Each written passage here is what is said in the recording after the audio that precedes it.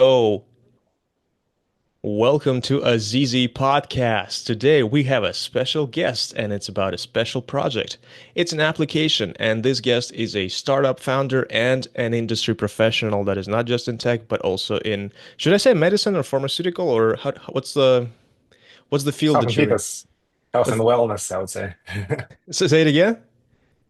Health and wellness, or health Health and and wellness. fitness. There you That's go. more There you like go. it. Yeah. Daniyar Abenov, ladies and gentlemen. Daniyar, welcome to Azizi Podcast. How are you, sir? I'm pretty well. Yeah. Thanks for having me. Excited to be here. Of course, of course. Danielle, it's kind of crazy that your co-founder is actually a guy who was one of the first guests on my podcast, Sergey Tian. He was supposed to be with us today, but he had some unforeseen things happening. Everything's fine, but he said, "Go ahead without me, guys. I trust you." So we're gonna start right away. Danielle, so you're a founder, you're a health and wellness industry professional, and now you are in tech and you have your own app. Why don't you talk a little bit about yourself first? What's your area of expertise? And then we'll talk about your app as well. So please go ahead, sir.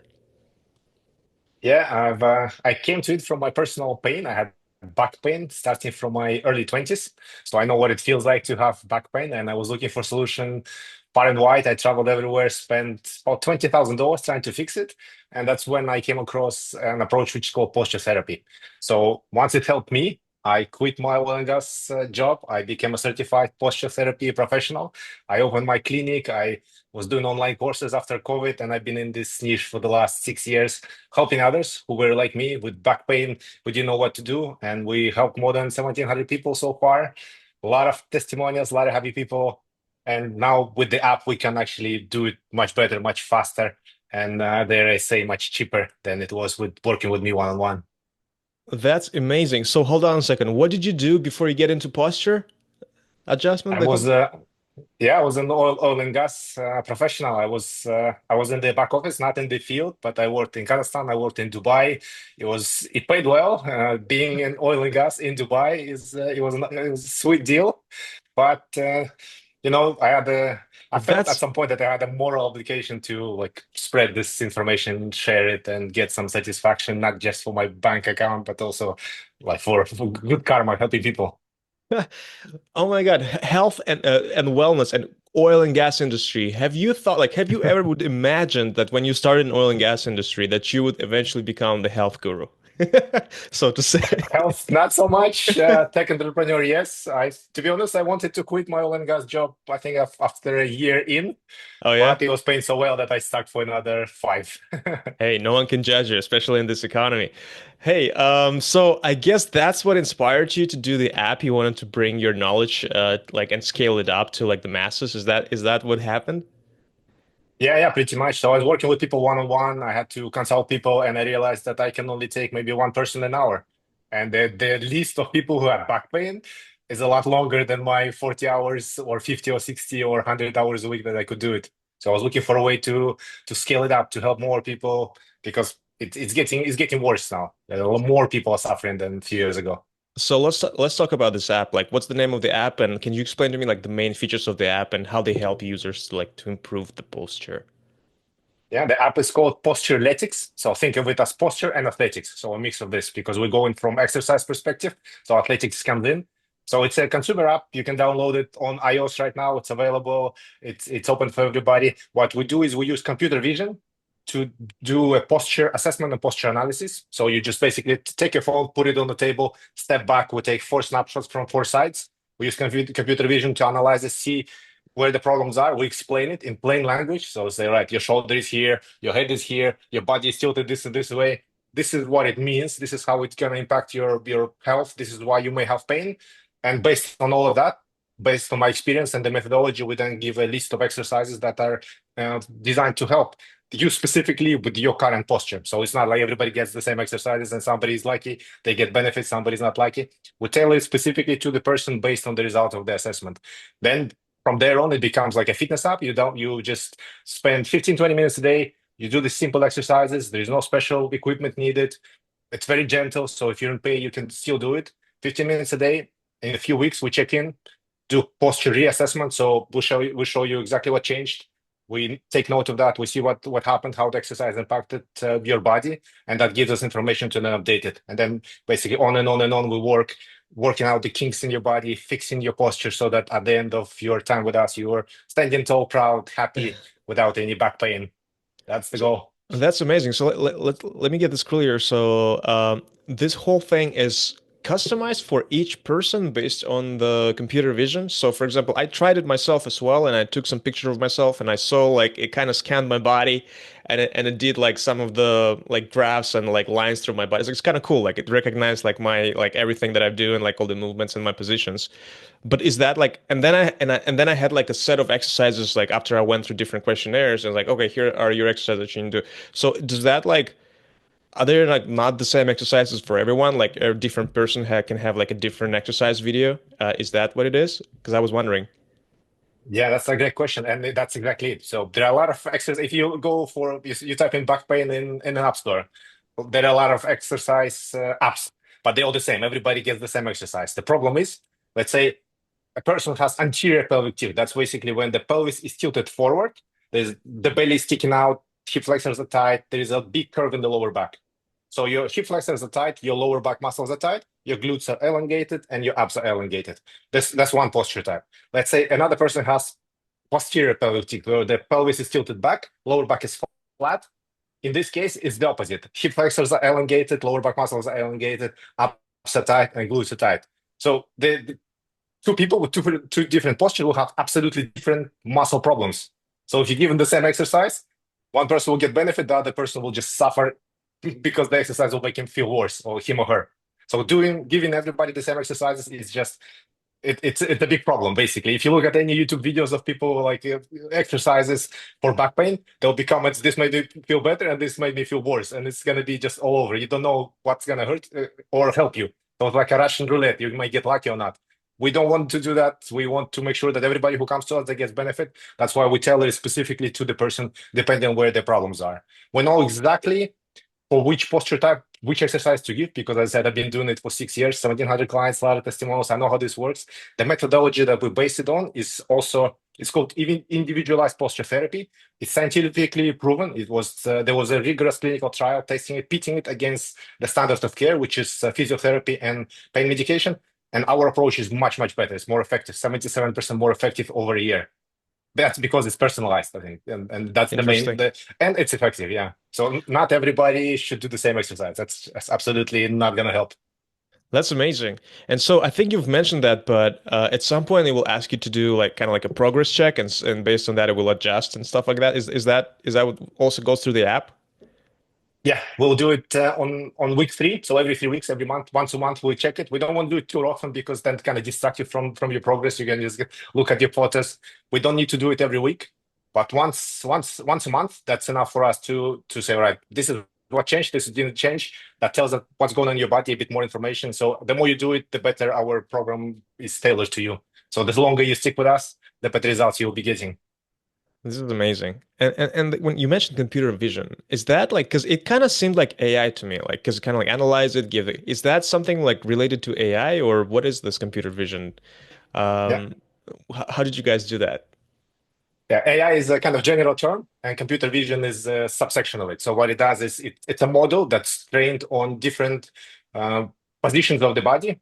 So when it sees takes a snapshot of you when you're posing, it knows where your shoulder is, where your hip is, where your knee is, and based on that, it tells the algorithm exactly what's going on, and then we can come up with an exercise problem for that. So it's basically a large model that detects the posture, and then based on that we come up with the exercises or prepare the exercises. So it is AI, but it's not an AI in the sense that you type your symptoms in the chat and something comes out. It's AI Yeah. because it tracks your body and then comes up with the exercise specifically for you.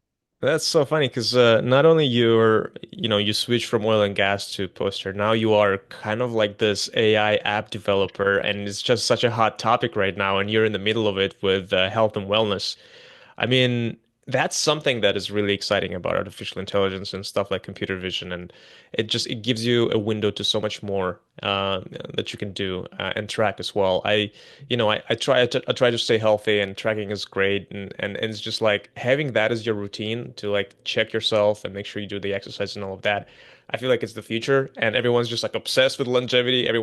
Is obsessed with not aging and obsessed with like just looking young all the time. So absolutely, I feel like you guys are onto something.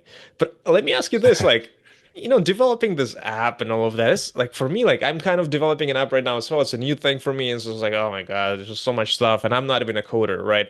Um, for you and Sergey, like, what were the challenges with developing this app? How did it all start? Like, how did you just like come up with this idea and like how did you find Sergey? I'm not sure if you guys knew each other before. Tell about that a little bit, like the business aspect of it, business and development. Yeah, so I know Sergey for 8 years, and we met at an archery club. So in Kazakhstan we have this designation which is called Master of Sports. That's basically when you're really cool with in the sport you're in. So Sergey is a Master of Sports. I'm a Master of Sports. My wife is a Master of Sports in archery. We Wow. were training in the same club, and my wife, they were teammates, and they took some medals already as a team. So I know him. I know basically when you know a person under stress in a difficult situation, like stressful situation, like a competition where it's all mental. You have to like stay focused under pressure, which is archery, yeah. And the person is solid, and he has your wife's back in a competition as a teammate.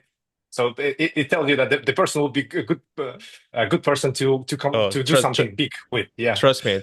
As the guy who grew up with Sergey and was sitting next to him at the desk at the school in high school and copying all his work under duress during the very very important exam, I was trusting him with my life 100% to just copy his stuff. Yeah. I know what you're saying. So He was one of the we smartest kids. yeah. Yeah, we met so some years ago. I know he was a full stack developer, and then I kind of kept it at the back of my mind. And then at some point, Sergey became my client as well. So I went to his company, I did a presentation. Some of his colleagues joined. He joined. He did the exercise. He felt better, so he already got familiar with the method as one of my clients. And then we were talking, and he knew what I was doing. So everything what we do in the app now, I used to do manually. I would take snapshots with the camera, then I'll upload them. I'll draw the lines. I'll explain where everything is. I'll come up with exercises. So everything we do in the app now, we can do what I used to do in the clinic. Now we now do in the app because Sergey told me, this can be now done with development. So yeah, it can be done very easily. And with computing power being so strong on our phones, we don't even need to draw from like quantum computers somewhere or big servers. We can do it much faster with the models that are in. So he led me to this idea. We started exploring it. We decided to team up and build it. And Sergey did it himself. So everything that comes to coding, he did it from March to about August, and then took us 2 months to get approvals from Apple App Store to release it there. But it took us this little time to actually get it done.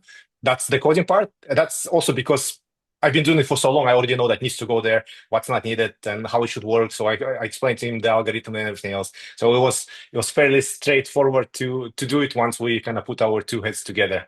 And we're teammates. We're partners. He's in charge of tech. I'm in charge of everything else, basically, from designing to finance to operations to marketing, all of the other ones. And I think we are making a great team. Because the two of us, in less than a year, we have an app out there. We have paying clients. We have already some testimonials, and it's working. And I'm Yeah, really happy to have found him. yeah, I mean that's a match made in heaven, so to say. And to also like you are now wearing so many hats, right? So you're not only just a health professional for this app, you're also doing operations and marketing and finance. So it's like, what is it like for you? Like, how prepared are you for this? Is this something that is easy for you as a co-founder, as a new co-founder? Or is it something that you find like, oh wow, I have to figure out the numbers. I have to figure out like some, compliance stuff. For instance, like, is this challenging for you? And if there's something challenging, what exactly is the biggest challenge for you? It is challenging. I'm a little bit maybe different compared to some other founders because I'm coming from entrepreneurial kind of background. So I've been doing this practice for 6 years, and we did online business side of it. So we were selling online kind of courses. So I know a lot more than I did 6 years ago because I've been like kind of stewing in this for some time. But it's still very challenging. The main challenge is that sometimes I don't know what to do. So we're like, okay, we need an app. Right. What do you do to get an app? Yeah. So you need the design. You need to have the flows drawn out to tell Sergey what to code, for example. So I go online, YouTube. How do you design an app? Find some mockups, go online, look at the design, see what I like, copy it a little bit, tweak it, change it, make it fit to our application, give it to him. Like he comes back to me and says, how about this? How about this? How about this? How about that? then I have to think about it. So it's a process. It's fun. The main challenge is that sometimes I don't know how to approach the things. So that's when YouTube and Google comes in play, and you just type in how do I do this, and something comes up. You start listening to this. Podcasts help a lot. I think podcast is the main source of information for me. I just download like app marketing podcast, binge listen to them. Every time I get a second, I listen to something, and then from there I get ideas. And then basically we changed our model a few times just because I heard something on the podcast made sense. I'm like, let's not do that. Let's do something else now. If I was if I listened to this podcast a bit earlier, maybe we would have saved some time. But Hmm. podcasts are it's a godsend. They're Hey, saviors basically. oh, absolutely, man. You're telling me about this. I have been doing this for 6 years now, I think, almost. Well, it's kind of funny, like with all these things, there's always some unexpected stuff, right? And can you share like anything that really surprised you about this whole process so far as a co-founder? Like, what was that one thing that you're like, holy Uh, shit, like what? I didn't expect that tracking in App Store or in mobile applications is so difficult. So, like before that, we did kind of a traditional funnel. We would send ads to a landing page, and then from there, people would leave their phone, would get a call, or one of our managers would get on a call, walk them through a consultation, and they either buy or they don't buy. And we know how many people clicked on the links. We know it from here. We know how many calls we have. It's a straightforward marketing. You put money here, this is the result. In apps, it's completely different. I'm shocked. Basically, one app would tell us that we have 6,000 downloads, and then you go on Apple Connect, yeah, where the app is living and they have all the data, and they say, all right, your data is 3 days old, and we don't even know what happened there, and then you don't know where the traffic is coming from, so you can't really attribute it. So all of this, before I got into this, I didn't think it was a problem. And then I started listening to podcasts, and it turns out it is one of the biggest problems because of the lack of attribution, the privacy concerns. So you cannot really know who did what and why, where they are. This is the biggest basically problem because you can't really you don't really know what's going on until you have a ton of data. And to get a Mhm. ton of data, you need to spend money, and to spend money, you need to know that you're not just burning it for nothing. That's a bit that's a bit tricky.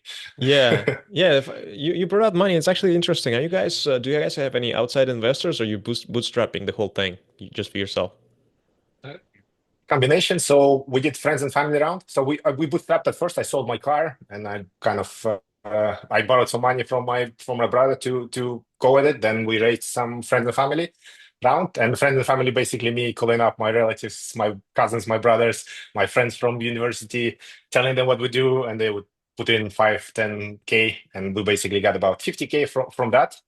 We got a little bit of non-equity grant from our local IT hub. It's affiliated with the government. It's called Astana Hub. So they gave us some money. So we basically we're scrappy. We get a little bit here, a little bit there. Sergey's working part time. He has his job. He's helping out, and still puts a lot of hours working till late to do it. I'm full time and drawing out money from there. We get everywhere we can. We get some money basically to survive until we get here now. We'll probably look into venture raising at some point, but not. I don't think it's required for an app like ours because the problem is not something out there. We know the problem. People know the problem. We just need to get them to try, and once they try, I know they will be hooked because it helps. Absolutely. And as far as like costs and all of that, where do you think the bulk of the costs go to, like with developing an app like that, and like where do you think like the most expense for you guys is? Is it For us, the marketing? main Is it expense operations? Yeah. so far up to now, up until we released, the main expense was just keeping me not dying from starvation. So I was drawing a little bit of money because I have two kids also. So I had to get myself a little salary to sustain myself. And the second biggest was just two co-working spaces so that we could sit together and walk through it throughout the day. Now that the app is out there, the main thing is testing marketing channels, see what works and whatever sticks. We're very lean. We use very few tools. We try to get by with as little as possible. We for consultations we hit up our friends and ask them to help us. So we didn't really pay for any consulting, any extra work. So we're keeping it very scrappy, very lean. Work on our own computers. Mostly we started from home, but renting or co-working was a good idea because now we can sit next to each other and it's a lot Yeah, faster. it's a different vibe for sure.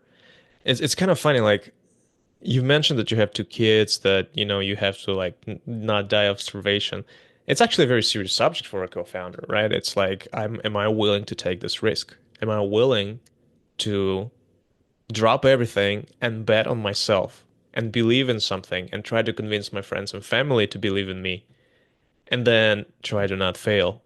What's it like for you to do that? Obviously, it's not your first time. You started your health and wellness business at first. Now you're doing this tech stuff. How do you handle the stress? How do you handle this risk taking?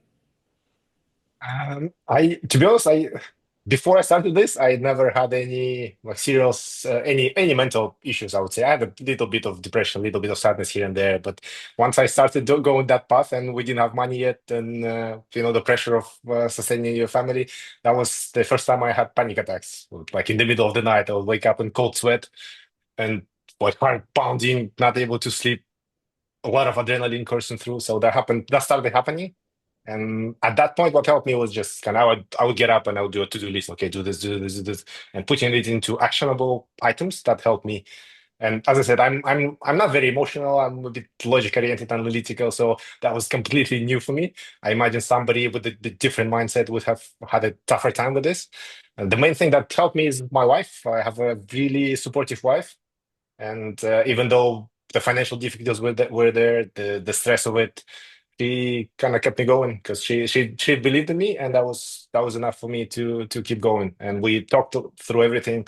We talk a lot. Yeah, basically discuss everything. She's a co-founder, just not on the cap table because well, I am on the cap table. Doesn't really matter. I mean, she's got half of it Right, anyways. right. But she's helping. She's supporting. If not for her, I would probably have had to go and get a job back in the oil and gas somewhere. And she's working as well, and she's basically sustaining most of our family needs. I kind of cover for the rest of it.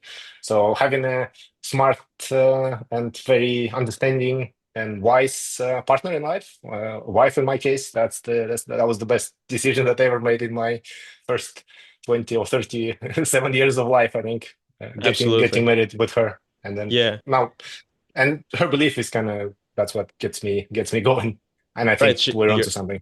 Absolutely. Your wife believes in you and she supports you. That's very important, and I can totally understand and relate to that. But you before that you also mentioned lists. Like, where did that practice come from? Making lists and like checking things off. And so it sounds like it makes you feel better after that. Like it makes you more orderly. Like, how did you learn about that technique, or was it something that you always knew?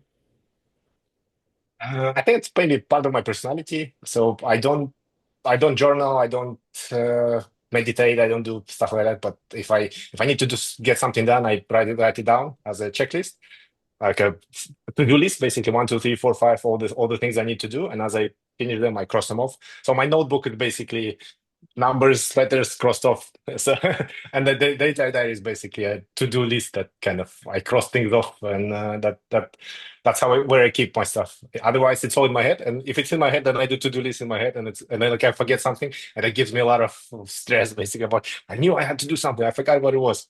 When I put it down to paper, it helps me. It kind of takes it from here, puts on the paper, and then I'm a bit more organized. I don't really have a technique. I just write down, okay, this is what I need to do 1, 2, 3, 4, 5. The bigger the list, the better I feel at the end of the day. And if I cross off some things, I just feel great.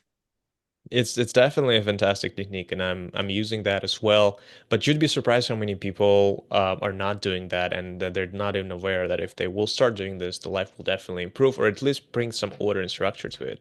But let's talk about a little bit of a broader context and like get back to posture. Why do you think posture improvement is such an important issue to tackle today? It's a big, big question. Luckily, posture awareness has become a bit more mainstream. So a few years ago, there were very few people who were speaking about the importance of posture. We were running our like Instagram channel, talking to everybody. People were kind of waking up. Nowadays, I think it's a bit more understood. So you have Brian Johnson talking about posture, Andrew Huberman, Tim Brian Ferriss was Johnson is the referring guy to who doesn't. posture. The Brian Johnson is the guy who is like trying to be young and not die, right? Yeah, Oh yeah, man, yeah. it's crazy. Like He's everyone's talking talking about about him. that. Jordan Peterson, the 12 rules of life. His Yeah, first rule is don't be a lobster. Yeah, don't be in a posture of a lobster. Have a straighten bit up. better posture. Ali Abdal, yeah, the productivity YouTube guy, yeah, he's got a video about posture as well. So now everybody is kind of waking up that posture is important, and we can go into scientific studies, etc. There is a lot there with the head forward position, how it constricts your lungs and everything. But we can also just test it, yeah. If you put your shoulders forward a little bit, put your head a little bit forward, slouch. and try to smile. It's gonna Mhm. come off. It's gonna come off not Yeah. really sincere. It's gonna be off. Yeah, and breathing here is really difficult, and we can feel it. If you're watching this podcast, listening to, just try. Yeah, slouch and try to breathe and smile. It's a bit difficult. And then open up your shoulders, put them a little bit back, put your head back, and smile. Now it's completely different game, and we don't really need to like go into details and the science about it. We know it just by trying to do it. When you're slouching, your posture is not confident. When you're standing, your shoulders are opened up, your chest is broad, you can smile, you look more confident, and obviously you feel better from that. So I think good posture is what we all know that it's important. We all know that it means health, it means confidence, it means strength. But the problem is we don't really know how to do it. Yeah, there's a lot of videos that people will say, Bring your shoulders back," or put on this like brace that will pull your shoulders back." That doesn't really work. I mean, a lot of people who bought this probably then have it laying down somewhere in the shelf, or they get if worse, they use it, and because they use it, their muscles get weaker, and when they take it off, their shoulders Uh, and just collapse, and their posture collapses. So we kind of know that posture is important. Everybody knows about this. There's no grandmother probably who hasn't told their grandkids to sit up straight, don't right, right. slouch, or a mother, yeah, or an aunt. But the problem is we don't really know what to do. So we're hoping that our app will be the place where people go to say, all right, you're So slouching, we can see, do you know it? Try, see if it helps. So let me ask you this. What's the one advice would you give to someone who is looking to improve their posture, even outside of using your app, but just like in the day-to-day, just one thing that you want to tell our audience in terms of posture improvement? Like, what's the advice? So the best position is the one you're not currently in. So what it means is that you need to move. So if you're stuck in one position, even if it's perfect posture, you're sitting upright, you're like very your table is ergonomic, the laptop is on your eye level, you're sitting up straight. If you spend a few hours there, you'll still be sore and you'll be looking for something new. So don't get there.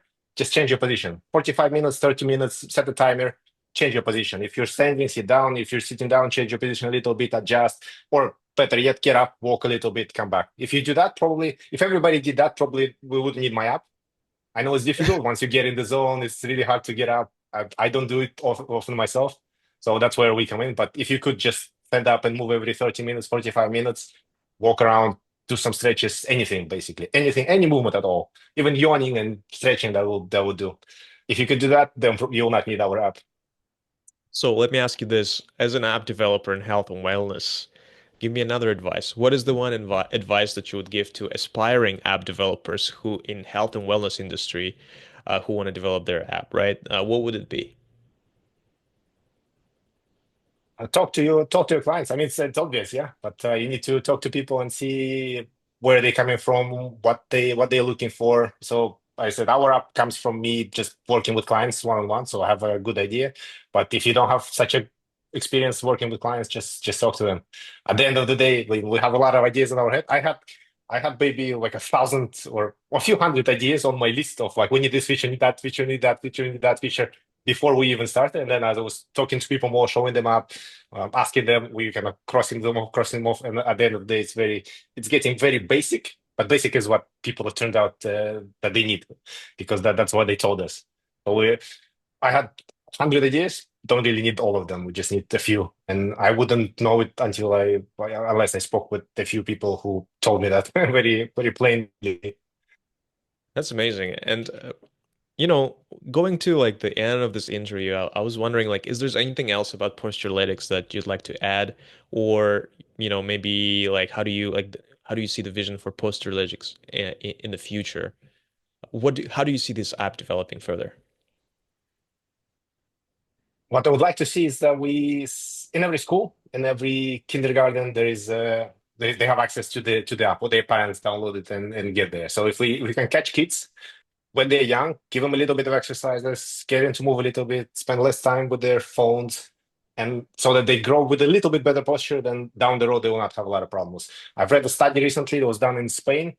They took kids aged in early school, so 6 to 11 years old. 50 to 60% of them have back pain at some point already. They're 6 to 11 years old. And that's gonna probably get worse because the gadgets are and the phones are everywhere. So if we could get this app ideally into hands of parents or like school teachers, and catch kids in their early teens before they develop these bad posture habits, and we can help them avoid this, kind of fix this, get standing taller, more confident. I think that would mean that at some point we'll go bankrupt because we'll not have any more paying clients. But that would be the best. That would be the best death for our app. Oh, that's actually pretty cool to hear that you're all about the mission, you're all about the passion. And honestly, like I feel like maybe in the future you'll create more stuff, right? Maybe an additional app where like supplemental, there's postures, there's other things. But I'm very excited to see where you guys gonna go with this. I'm cheering for you so much because Sergey Tan is like one of my best friends, and I'm really cheering for his success. Final question to you, Daniyar, where can listeners learn more about your app? And where can they download it? Yeah, it's right now it's only in the App Store. We'll develop Android version very soon. So go on App Store, type in Postureletics. So not Postureletics as in analytics, but Postureletics as in posture athletics. And download the app. You can get posture assessment for free. It will you ask some it will ask some questions, answer them. If it go through the onboarding, and then you can do the posture assessment for free. You get the report for free. You can see what's going on, and from there, if you want to subscribe to use it, do it. If you don't, if not, then at least you got some more information about what's going on with your body, and you can take this information to your practitioner or somewhere else and work on those postural problems. So we want to make sure that everybody gets a chance to at least see what's going on with their posture. So that part is free, and it will stay free. And Danielle, I also saw you guys do some social media stuff as well. I saw you guys started the TikTok and all that. Could you share your handles for those accounts if you remember them? Postureletics everywhere. So at Postureletics, TikTok, Instagram. If you want to visit our website, postureletics.com. So Postureletics is, we came up with the word, so it's new. We have .com, we have all the handles taking. So Fantastic. you can find us by our name. That's amazing. Daniyar Abenov, thank you so much for being a guest on my show, and I sincerely wish you nothing but success. And I'm looking forward to see you guys succeed uh, constantly. And I myself is a user of the app, and I will recommend to my friends to use this app. I'm gonna place the links to your app, to your website, and to your social media accounts under this episode for everyone who's listening and who's watching. Please go into the description of this episode and check out Postureletics. Thanks. Pleasure being here. And if you have guys any questions, you'll hit me up on LinkedIn as well, Daniyar Abenov. Be happy to answer, or email at us, Daniyar at Postureletics. Thank you, Daniyar. Take care, everybody.